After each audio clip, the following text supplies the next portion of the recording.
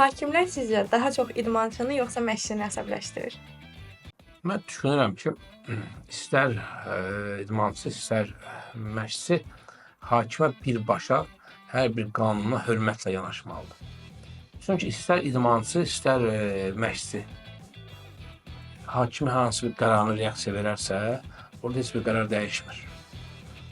Təbii ki, mən düşünürəm ki, daha çox məşqçini əsəbləşdirir. Nəyə görə? Çünki orada idmançı hər bir diqqəti döyüşdə olur, o məşqçi bütün hər bir şeyi nəzarət edə bilir. Bəli. Hər bir jesti görə bilir. Məsələn, məşqçi hakimlik qaydasından xəbər olan zaman, idmançı hakimliyin hər bir jestindən, hər bir, məsələn, cərimə var ki, göstərirsən xəttdən çıxmaq üçün, o başqa bir jest göstərir.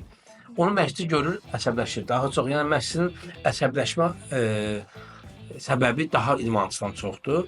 Amma mən düşünürəm ki, istər məşqçidə, istər idmançıda, mən hər zaman idmançılara deyirəm ki, hakimin istər səhv, istər düz verdiyi qərarı hörmətlə qarşılamalıdır. Çünki hörmətlə qarşılamasa qərar dəyişmir.